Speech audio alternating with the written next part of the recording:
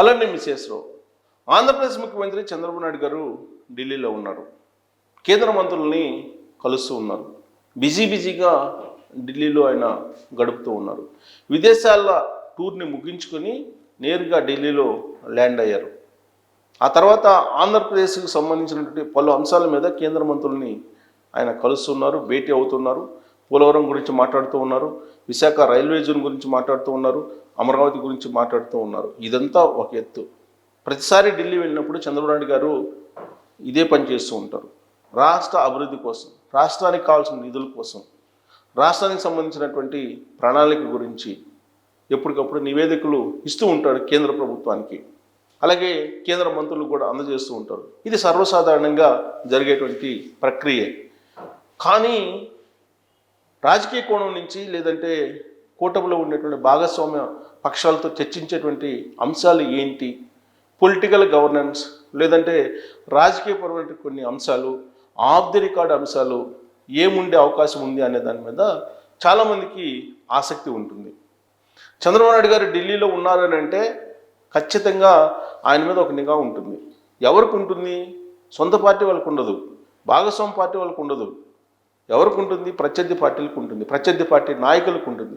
ప్రత్యేకించి ఆంధ్రప్రదేశ్లో నెలకొన్నటువంటి పరిస్థితుల దృష్ట్యా చంద్రబాబు నాయుడు గారు ఎవరిని కలుస్తున్నారు, ఏ టైంలో కలుస్తున్నారు, ఏం మాట్లాడుతున్నారు, ఎంతసేపు భేటీ అయ్యారు, ఇవన్నీ కూడా కూపి లాగుతూ ఉన్నారు ప్రత్యర్థి పార్టీకి సంబంధించినటువంటి వాళ్ళు. ఎప్పుడు ఢిల్లీ వెళ్ళినా కానీ చంద్రబాబు నాయుడు గారు ఇదే ప్రత్యర్థి పార్టీ వాళ్ళు చేస్తూ ఉంటారు. దానికి కారణం ఏంటంటే అనేకమైనటువంటి కేసుల్లో ప్రత్యర్థి పార్టీకి సంబంధించినటువంటి లీడర్లు ఉన్నారు.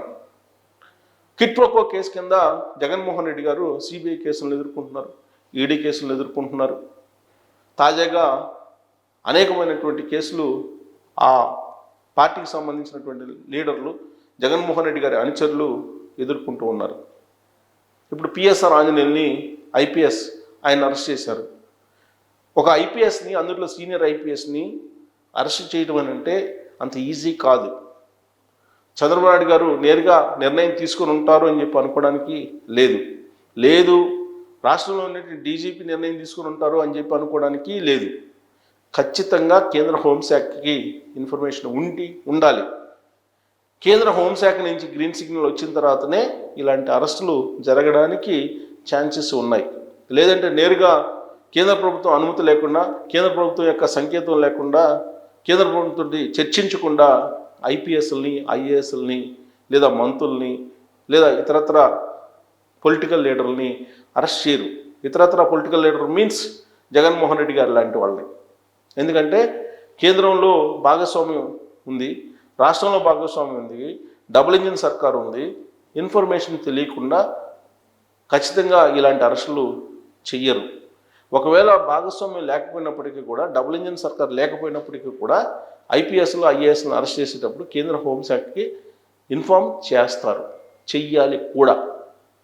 బహుశా కేంద్ర ప్రభుత్వం నుంచి, కేంద్ర హోంశాఖ నుంచి వచ్చినటువంటి గ్రీన్ సిగ్నల్ కారణంగానే ఇప్పుడు పిఎస్ఆర్ ఆంజనేయులు ఐపీఎస్ని అరెస్ట్ చేసి ఉంటారు. రాష్ట్రంలో రీసెంట్గా జరుగుతున్నటువంటి అనేకమైనటువంటి ఇష్యూస్ మీద ఇటీవల కాలంలో కేంద్ర హోంశాఖ మంత్రి అమిత్ షా గారిని కలిసి ఎంపీ శ్రీకృష్ణదేవరాయలు నివేదికలు సమర్పించారు. అలాగే లోక్సభ వేదికగా కూడా లిక్కర్ స్కామ్ గురించి ప్రస్తావించారు.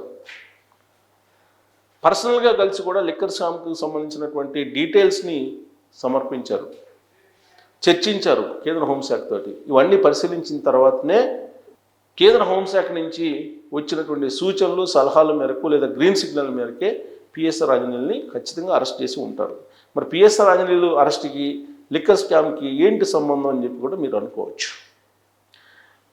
వైఎస్ఆర్ కాంగ్రెస్ పార్టీకి సంబంధించినటువంటి లీడర్ని తప్పించడానికి, కేసుల నుంచి వాళ్ళని బయట వేయడానికి, కేసుల తీవ్రత లేకుండా చేయడానికి ఈ పిఎస్ఆర్ ఆంజనేయులు గారు రకరకాల ప్రయత్నాలు హైదరాబాద్ కేంద్రంగా చేస్తున్నారు అనేది ఒక ఆరోపణ.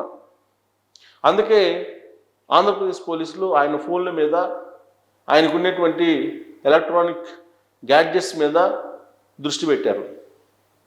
దృష్టి పెడితే అప్పుడు ఈ కసిరెడ్డి రాజశేఖర రెడ్డికి సంబంధించినటువంటి ఫోను ఆయనతోటి ఉన్నటువంటి ఆయనతోటి ఎప్పుడు టచ్లో ఉన్నారు, ఇవన్నీ కూడా బయటపడ్డాయి అని చెప్పి పోలీసులు అనుమానిస్తున్నారు. ఈ డీటెయిల్స్ అన్నీ కేంద్ర హోంశాఖ పంపించారని కూడా తెలుస్తుంది.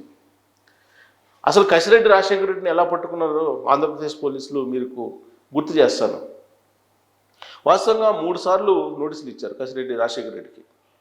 ఇస్తే ఆయన తొలి నోటీస్ అందుకున్న తర్వాత అసలు నాకు ఏం సంబంధం లిక్కర్ స్కామ్ తోటి అని చెప్పి ఎదురు ప్రశ్నించారు పోలీసుల్ని.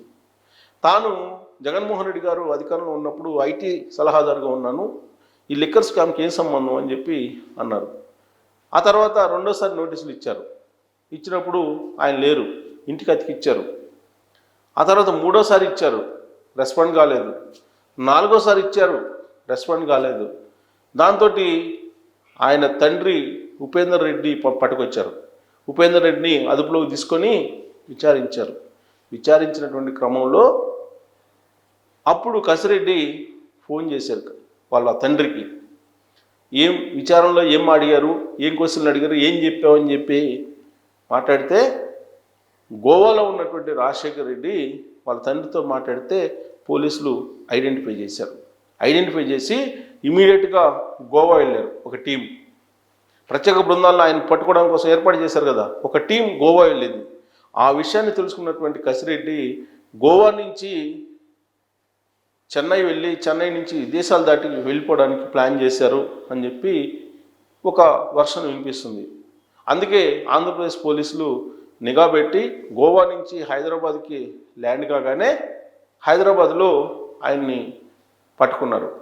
హైదరాబాద్లో పట్టుకునేటువంటి క్రమంలో ఎయిర్పోర్ట్ నుంచి బయట రాలి ఆయన. హైదరాబాద్లో దిగారు, గోవా నుంచి హైదరాబాద్లో దిగారు. దిగిన తర్వాత హైదరాబాద్ నుంచి చెన్నై వెళ్ళి చెన్నై నుంచి విదేశాలకు వెళ్ళాలనేది ఆయన ప్లాన్ అని చెప్పి పోలీసులు అనుమానిస్తున్నారు. అందుకే పోలీసులే ఎయిర్పోర్ట్లోకి వెళ్ళారు. ఎయిర్పోర్ట్ పోలీసుల సహకారంతో లోపలికి వెళ్ళి కసిరెడ్డి రాజశేఖర రెడ్డి పట్టుకున్నారు. పట్టుకుంటే రేపు విచారణకు హాజరవుతాను, నన్ను వదిలేయండి ఇప్పుడు అని చెప్పి అంటారు.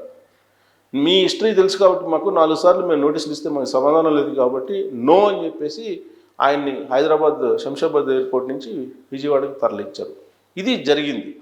అంటే ఇంత జరిగింది అని అంటే ఆయన మూమెంట్ని పిఎస్ఆర్ ఆంజనేయులు మొత్తం మానిటర్ చేశారు అనేది పోలీసుల అనుమానం.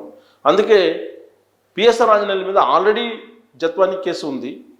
ఆ జత్వానీ కేసులో ఆల్రెడీ ఆయన మీద విచారణ చేయాలి కాబట్టి ఇమీడియట్గా ఆ కేసులో ఆయన అరెస్ట్ చేశారు. ఇప్పుడు కసిరెడ్డి కేసులో అరెస్ట్ చేయాలంటే ఇమీడియట్గా కుదరదు. ఎందుకంటే ఆల్రెడీ ఆయన ఏం మాట్లాడారు, ఎవరితో మాట్లాడారు, ఇవన్నీ కూడా తెలియజేస్తూ నోటీస్ ఇవ్వాలి. నోటీస్ ఇచ్చి దాని మీద రిప్లై ఇవ్వాలి పిఎస్ఆర్ ఆంజనేయులు. ఆ అవకాశం ఇవ్వకుండా గతంలో జత్వానీ కేసు ఏదైతే ఉందో ఆ కేసుకు సంబంధించినటువంటి నోటీసులు ఉన్నాయి కాబట్టి ఆ కేసుకు సంబంధించినటువంటి ఆరోపణలు ఉన్నాయి, ఆ కేసుకు సంబంధించినటువంటి విచారణ పురోగతి ఉంది కాబట్టి ఆ జత్వానీ కేసులో ఆయన్ని అరెస్ట్ చేశారు. అరెస్ట్ చేసి విజయవాడకు తీసుకెళ్లారు. సో ఇప్పుడు అసలు కథ రాబోతుంది. ఎందుకు ఆయన మొత్తం ఎవరెవరితో టచ్లో ఉన్నారు, ఆయన యాక్టివిటీ ఏంటి అనేది. ఆయన యాక్టివిటీ మీద కూడా ఢిల్లీలో హోంశాఖకి చెప్పారు, ఢిల్లీలో ఉన్నటువంటి కేంద్ర హోంశాఖకి చెప్పారు. టోటల్గా ఓవరాల్గా ఆంధ్రప్రదేశ్లో పరిస్థితి గత 2019 నుంచి 2024 వరకు ఎలా ఉంది, కొంతమంది ఎలా తప్పించుకొని తిరుగుతున్నారు, అలాగే ఐపీఎస్లు కొంతమంది ఏ విధంగా గత పాలకులకు వాళ్ళు ఉన్నారు, గత పాలకులకు అండగా ఉంటున్నారు ఇప్పటికీ కూడా, ఇవన్నీ కేంద్ర హోంశాఖకి తెలియజేసి ఉంటారు ఖచ్చితంగా. ఈ అంశాలన్నీ కూడా చంద్రబాబు నాయుడు గారు కూడా చర్చించి ఉంటారు అనేక సందర్భాలు. ఇప్పుడు ఢిల్లీలో ఉన్నారు కాబట్టి అందులో పిఎస్ఆర్ ఆంజనేయులను అరెస్ట్ చేశారు, ఇంకొక వైపు కసిరెడ్డి రాజశేఖర రెడ్డిని అరెస్ట్ చేశారు, అందుకు ముందు మిథున్ రెడ్డిని విచారించారు, తర్వాత విజయసాయి రెడ్డిని విచారించారు. వీళ్ళందరూ విచారణకు హాజరవుతున్నటువంటి క్రమంలో ఫర్దర్గా ఈ కేసులో ఎలాంటి స్టెప్స్ వేయాలి అనే దాని మీద కూడా అటు అమిత్ షా ఇటు చంద్రబాబు నాయుడు గారి మధ్యలో చర్చ జరిగేటువంటి అవకాశం లేకపోలేదు. మరి అక్కడి నుంచి వచ్చిన డైరెక్షన్ మేరకు రాబోయేటువంటి రోజుల్లో ఈ కేసులు మరింత స్పీడ్ అందుకునే దానికి అవకాశం ఉంది. సో రాబోయేటువంటి రోజుల్లో కేంద్ర ప్రభుత్వం తీసుకునేటువంటి నిర్ణయం మేరకు చంద్రబాబు నాయుడు గారు చట్ట ప్రకారం, న్యాయం ప్రకారం, ధర్మం ప్రకారం ఎవరైతే శిక్షించాలో వాళ్ళనే శిక్షిస్తారు ఆయన. సో శిక్షించేటువంటి అవకాశం ఉంది ఆ ప్రభుత్వం. అందుకే అమిత్ షా గారితో ఆయన భేటీ అవుతున్నారు. అమిత్ షా గారి భేటీ చాలా కీలకం. జగన్మోహన్ రెడ్డి గారిని టచ్ చేయాలంటే కేంద్ర హోంశాఖ డైరెక్షన్ ఇవ్వాలి. ఇటీవలే ఆయన భూములు కూడా అటాచ్ చేసింది. భూములను అటాచ్ చేసినటువంటి కేసు మనం చూసాం.